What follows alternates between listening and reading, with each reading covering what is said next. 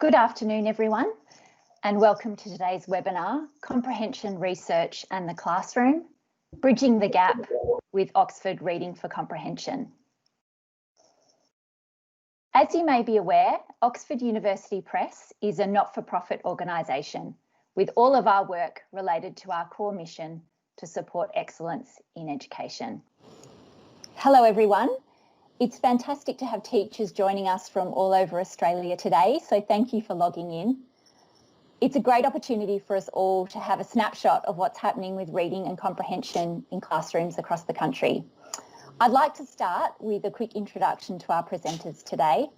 My name is Joanna Lake, and I'm the Senior Publisher for Primary Literacy at Oxford University Press here in Australia.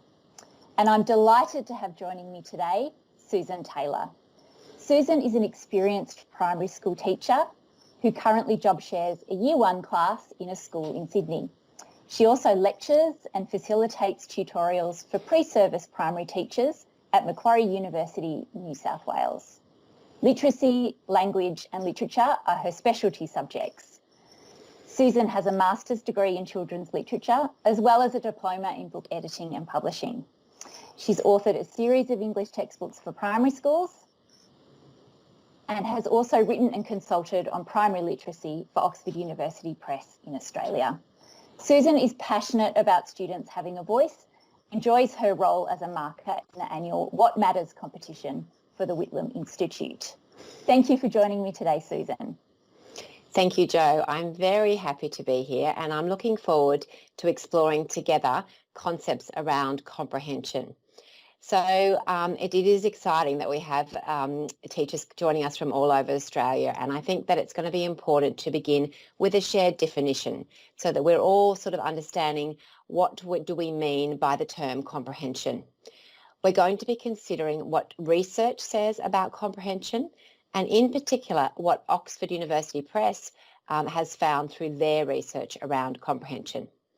We'll be exploring the important role of teachers as expert readers. Now, I know that we have a great deal of expertise joining us today in the classroom, and that is teaching expertise, but just temporarily a little bit later on in our workshop today, we're going to be just removing the hat of the teacher and thinking like a reader, and I'm going to be explaining that to you just a little bit later on. We'll be talking about thinking aloud and the important language of comprehension and thinking about how helpful it is if we can develop a shared language of comprehension. We'll be considering graphic organisers that we use in our classrooms and how comprehension questioning fits in with that.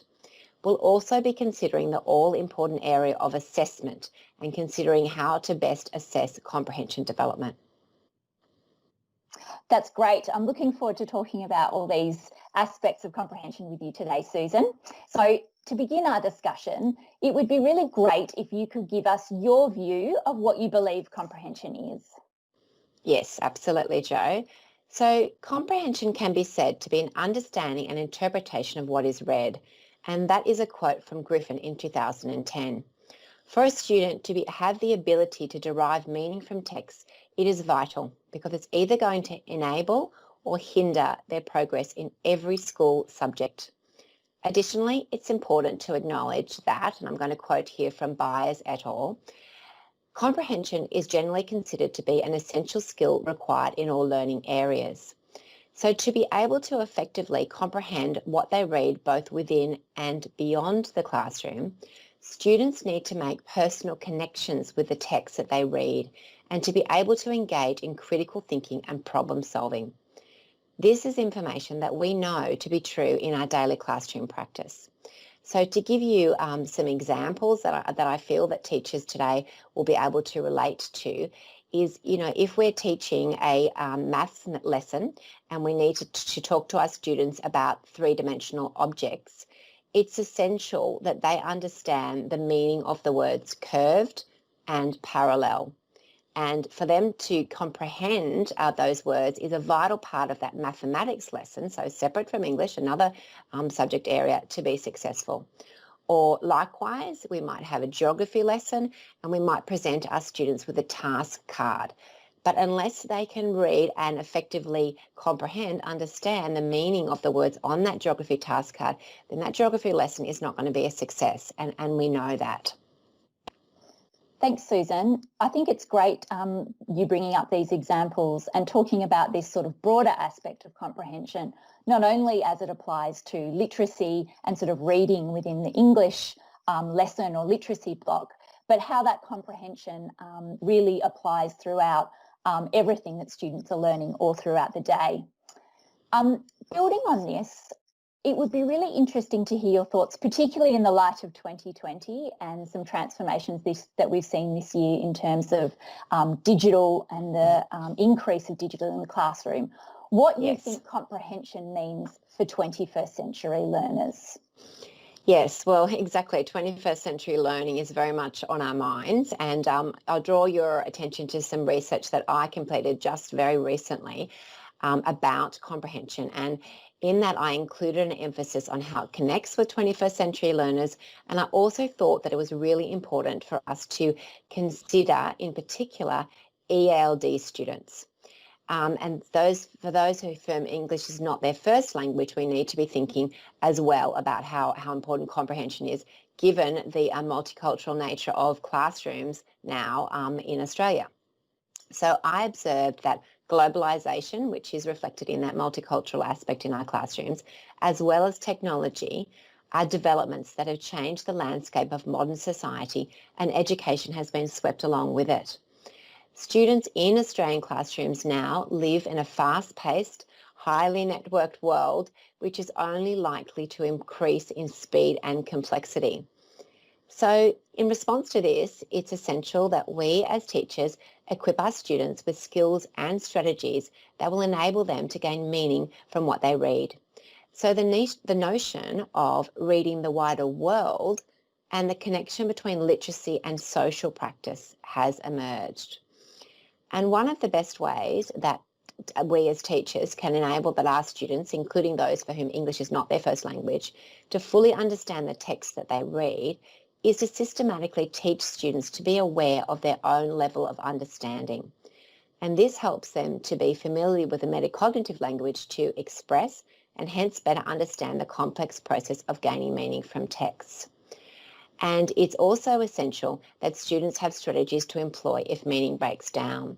And so to specifically answer your question before, Joe, about how this appears in classrooms in current times, well, so many of us joining us today from all different states would have had the experience like I did, that we had to quickly move to learning from home situations. And I know some joining us today will still be in that situation. And we know that we can set up incredibly rich learning to read tasks for students to be completed from home, but we can't physically be with that student side by side at that time.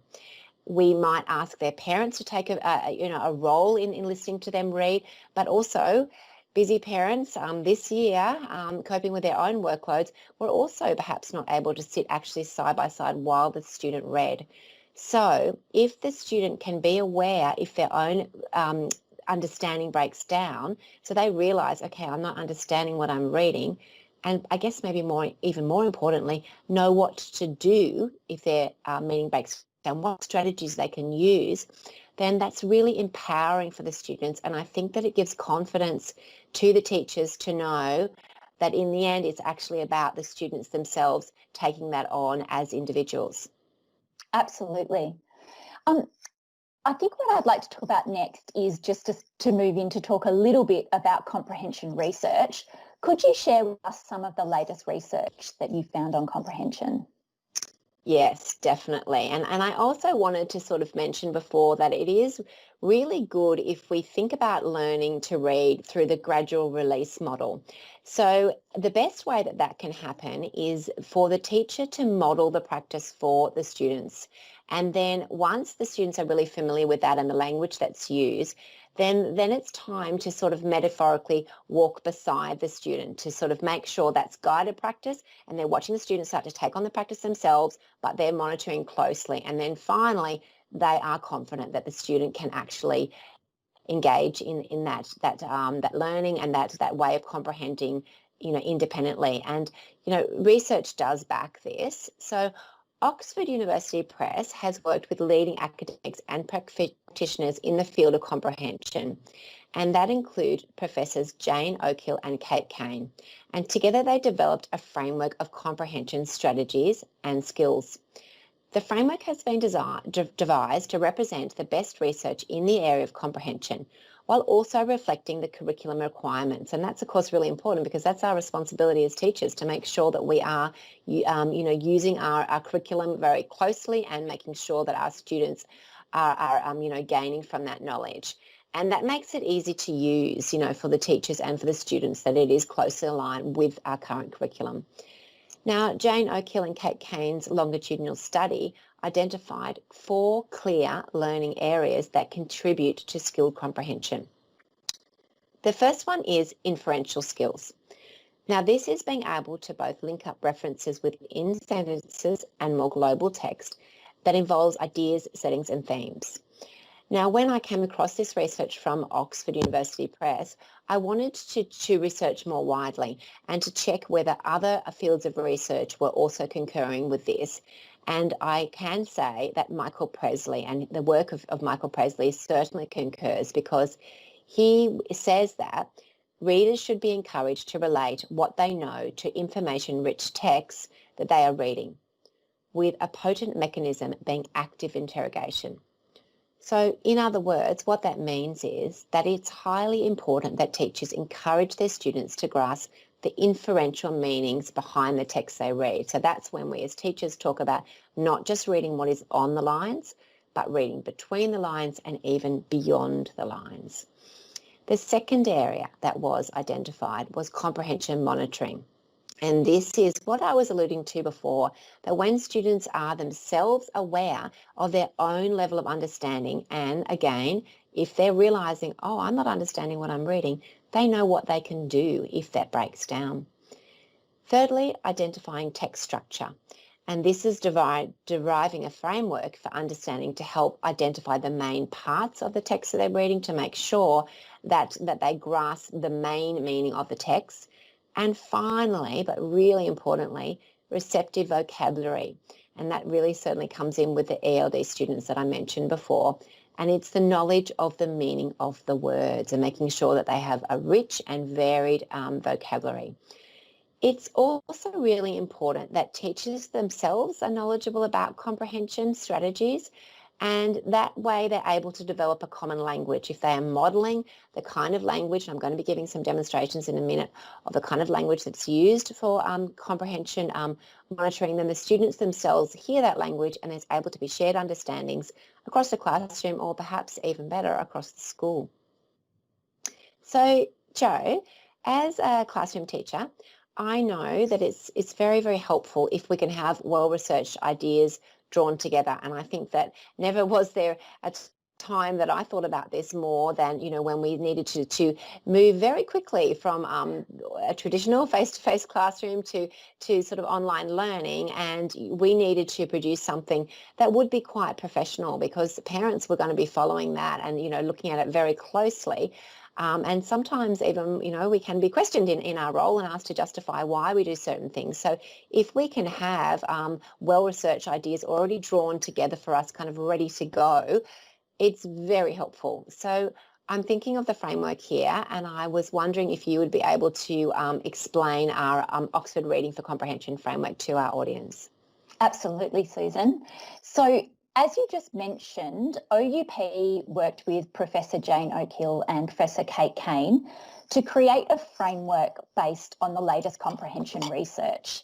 And I have this on screen now. So this is the comprehension skills framework that is the basis for our Oxford Reading for Comprehension series.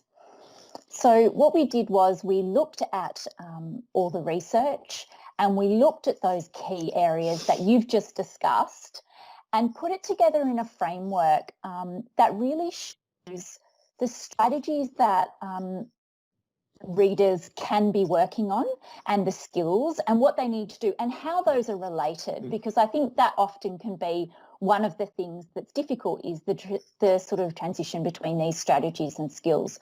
So what we've done is really distilled this very detailed research into a framework that can then be applied and talked to and understood by students, which is really important. As you've mentioned, this idea of students sort of understanding their own comprehension and having a way to talk about it to their teacher and in the classroom and to their fellow readers and students. So I'll start off by looking at the 7 key strategies that form part of the framework. Now, the thing that's important to note about strategies here is the strategies are things that readers, students are doing in the moment of reading to build up meaning from text. So as they're reading, they're employing these strategies to help them unpack and understand what they're reading at maybe a sentence level, paragraph or page level, for example.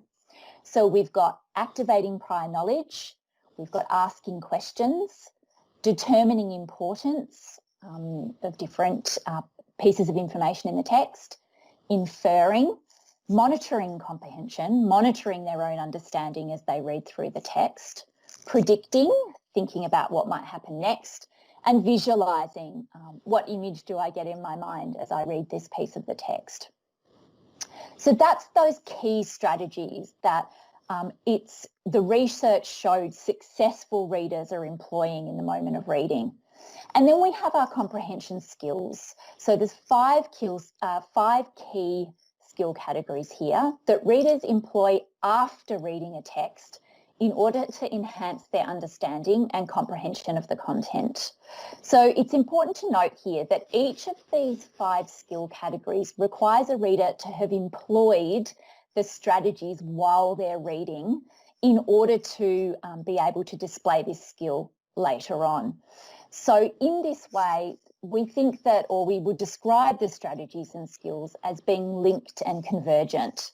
So the 5 skill categories are, and you can see them on the left-hand side here of the framework, finding information, making connections and inferences, understanding vocabulary, using structure and organisation to make meaning, and appreciating and understanding the author's toolkit.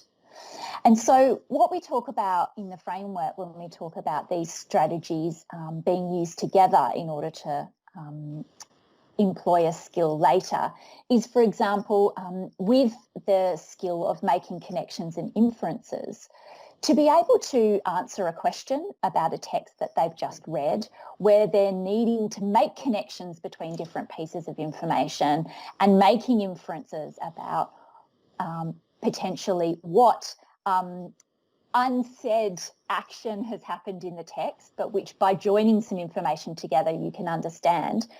The reader will have had to employ various strategies while they're reading so that they've gathered up all this information to be able to make those connections later. So they might have activated prior knowledge, thought about what they already know about some of the information that they read. They may have made some inferences between some things that have happened at different points.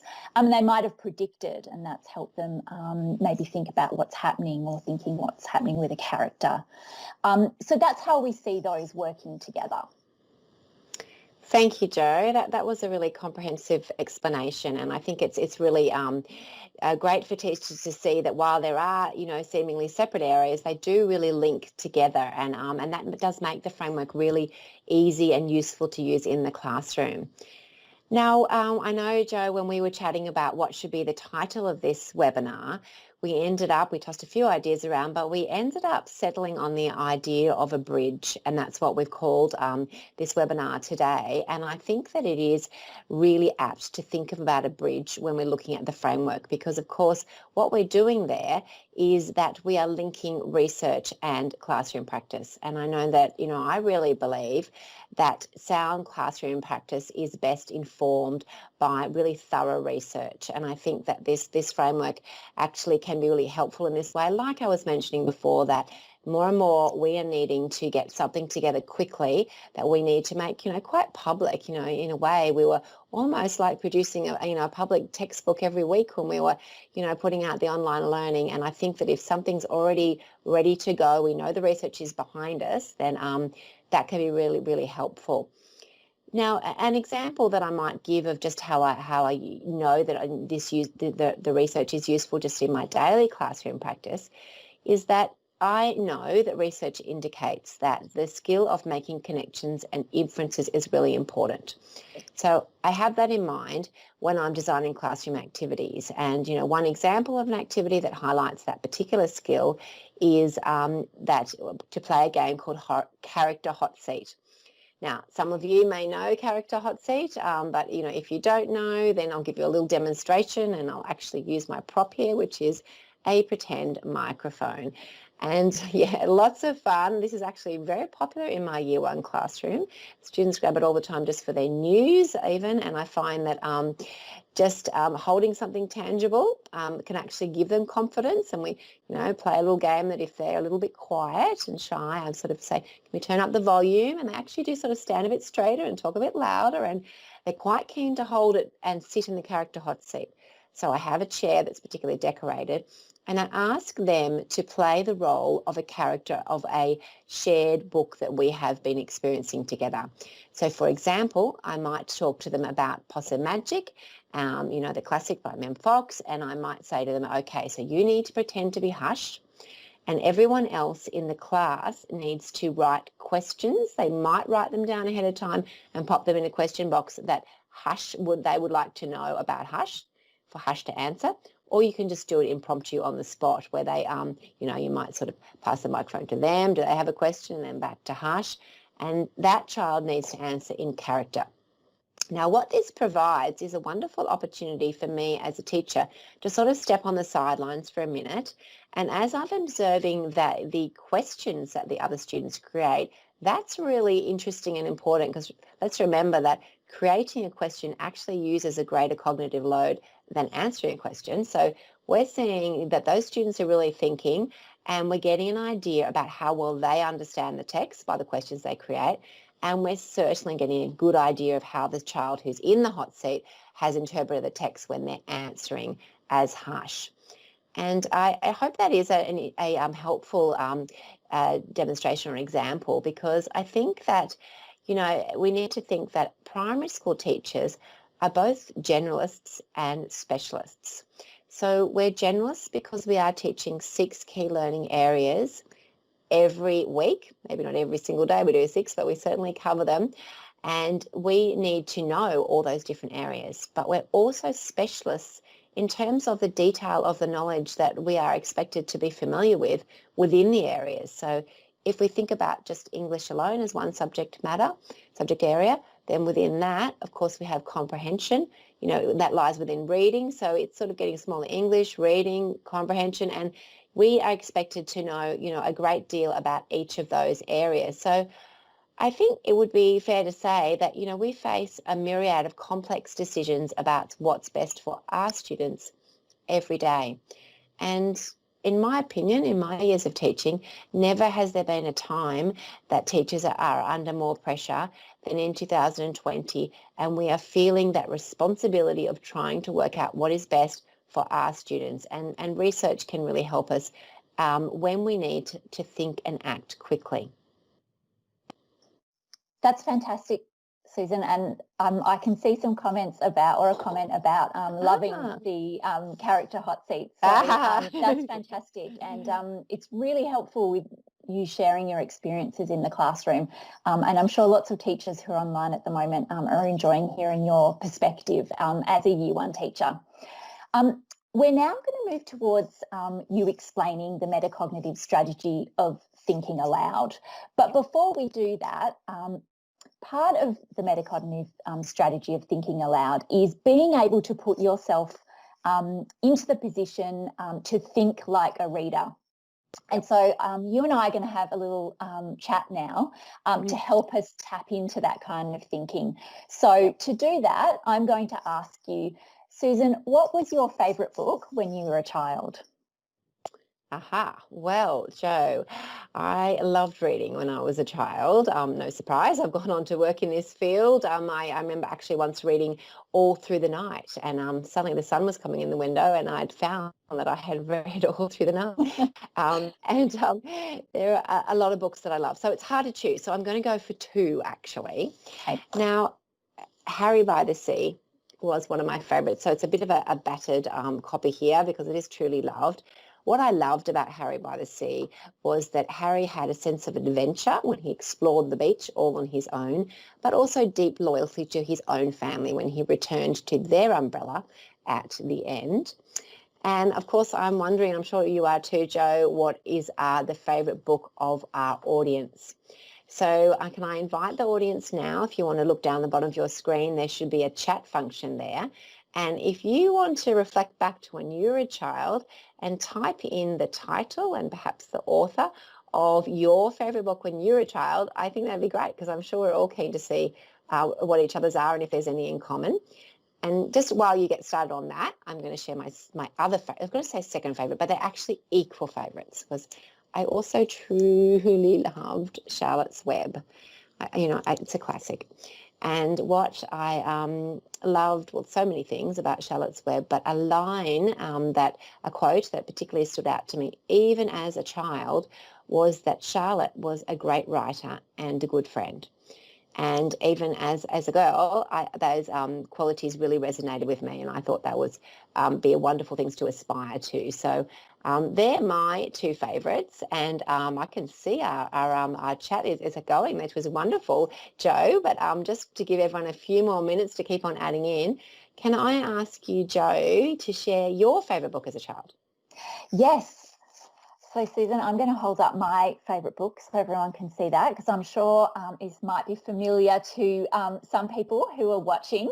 Yep. So my favourite book when I was a child was John Brown, Rose and the Midnight Cat. Yep. I absolutely loved the imagery of this story and the beautiful friendship between the characters. I think in particular, when I was young, I had a dog that looked exactly like John Brown. And for me, I think that sort of really resonated and I had a really personal connection and feeling to this story. The friendship between Rose and John Brown, I felt like I could see myself in that friendship between the dog and her. So I absolutely loved that. I used to get it, ask for it to be read to me before I could read many times, and then I read it myself when I was able to do that. Wow. And I just have to say, it's fantastic. We're seeing so many people's favourite books popping up. I'm just going to say a couple here. Yeah. So I've seen A Black Beauty. I've seen lots of Magic Faraway Tree. So have I, yes. Writing Posts. Yep. Which is lovely. I remember reading those too. Little Women we had earlier, Lion, the Witch and the Wardrobe. Yes. Dr. Zeus, Anne of Green Gables I saw. And Lion, Witch and the Wardrobe. We've had some Harry Potters as well. Yes. Secret 7 and Famous 5, Harry McClary. Wonderful. So I think this is really interesting. It's so lovely to see these books and the connection that people have with reading. And I think it's really interesting just asking people that question and even asking students just immediately puts people into the mindset of being the reader. And your experience of reading. Yes.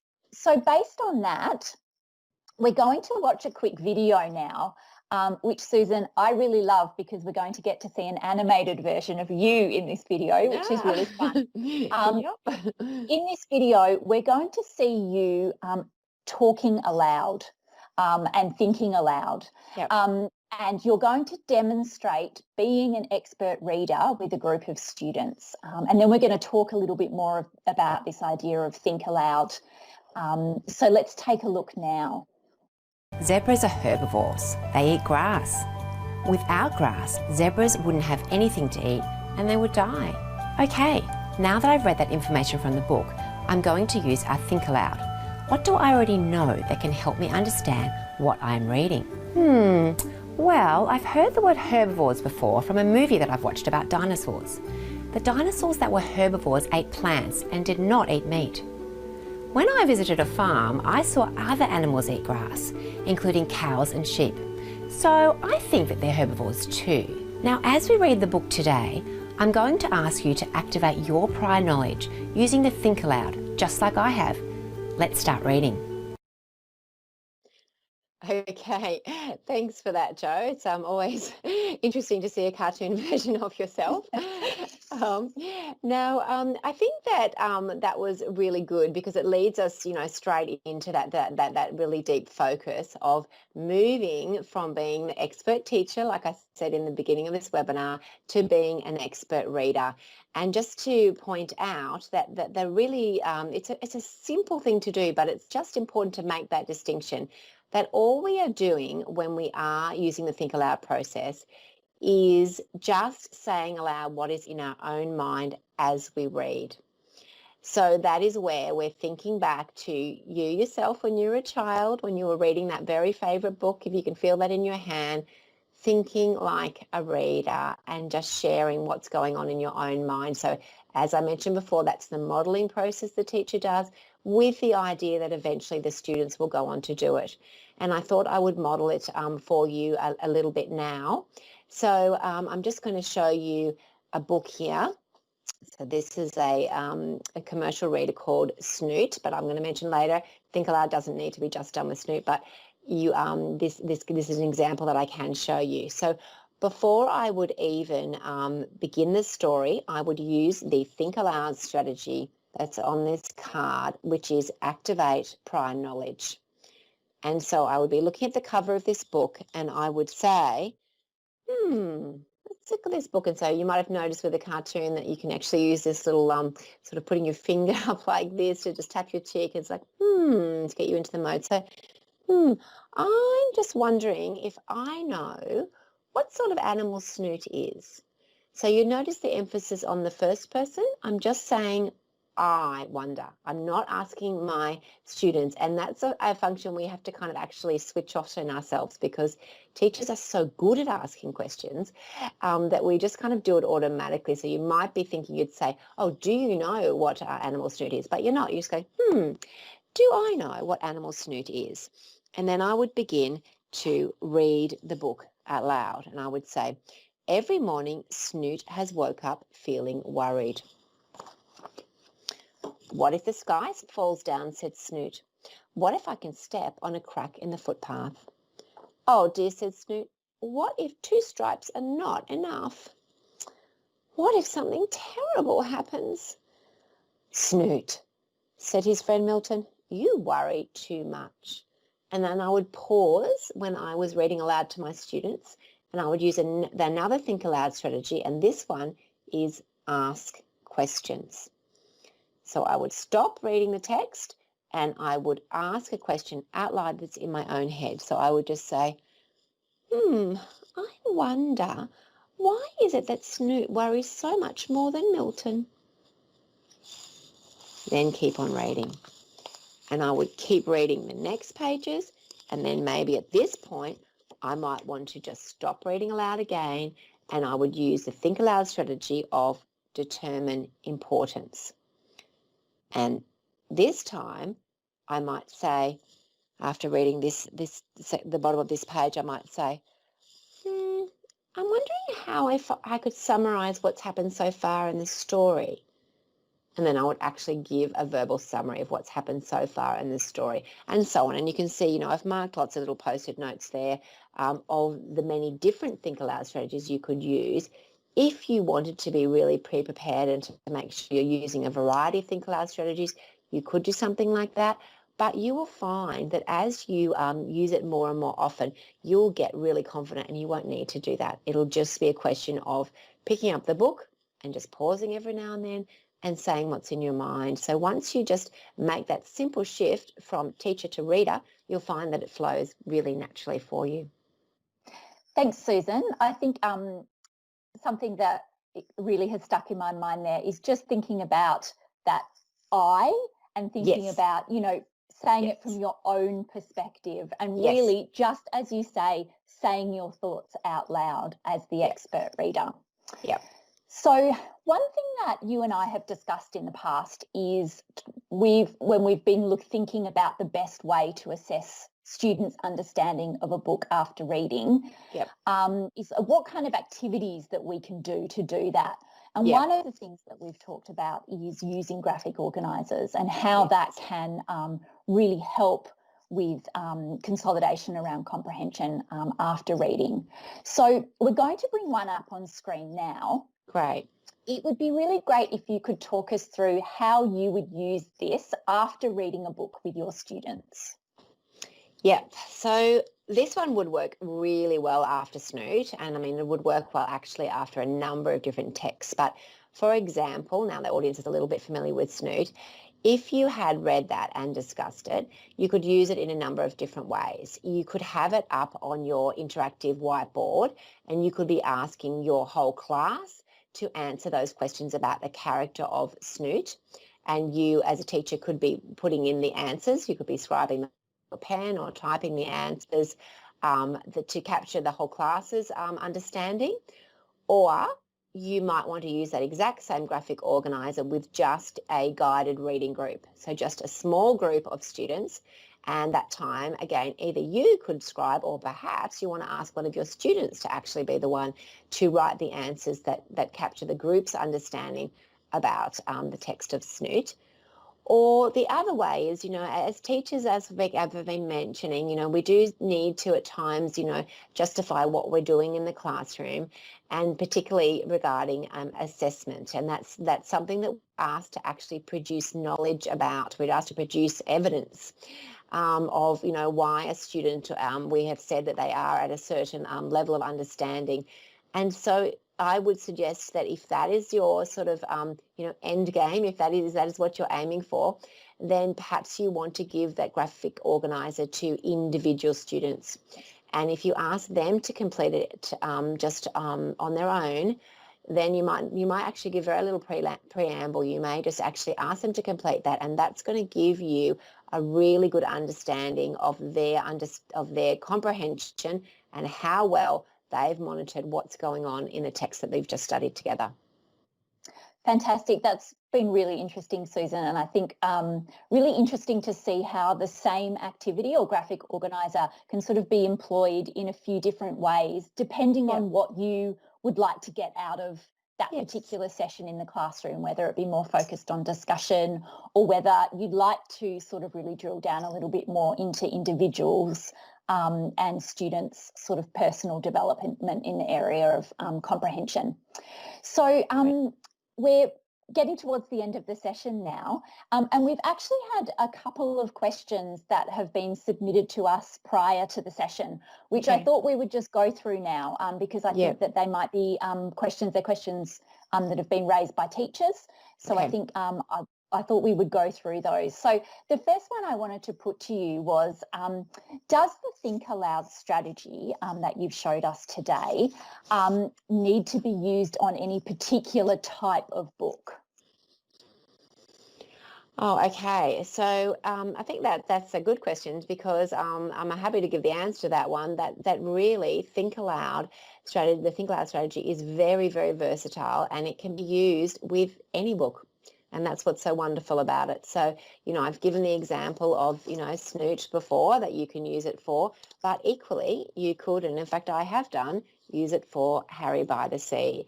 And I actually also invite your audience now that we've identified your favourite book, you may actually want to go and make sure you've got a copy of it, and you might want to consider sharing that very book with your class because I'm sure you'll enjoy it. I know I enjoy sharing Harry by the Sea because it brings back your own memories, and I can easily just pause and use the Think Aloud strategy because I've got to be familiar with them, and you will get familiar with the different ones. But as we're saying, it's really just stopping and saying aloud what's in your head. So it can be used for any book, fiction or non-fiction. Personally, I found it works a little bit better with fiction, but it can certainly be used, with so many different books. And you might be starting to think about a book in your classroom that you can just give it a go with, and just try it out with your own class. Great. Okay, another question we've got, which I think a lot of people will be interested to hear your answer to, is the question is, at my school, we use the Super 6 strategy. How does the Oxford Reading for Comprehension framework fit with that? Yeah, so the Super 6 strategy, now I'm suspecting that question might have come from a New South Wales participant, because I know that it is used widely in New South Wales. I'm not actually sure about the other states. I might just explain it briefly, that it's a very similar framework or strategies, because it lists many of the similar ones. In fact, Oxford Reading for Comprehension framework includes all the strategies that are used in Super 6. And I think what's useful, because as teachers, you know, if we keep mentioning, you know, we're busy, we have a lot of responsibilities to think about. And sometimes if we just move from something we're already familiar with to just a slight shift, you know, I think that's sometimes our role, is just to continually, you know, polish or refine what we're doing. It's easier than reinventing the wheel. And so if you're used to Super 6 strategies, you'll find it really simple to have a look at Oxford Reading for Comprehension, because they're all there. But Oxford Reading for Comprehension has one additional category. That is the strategy of inferring.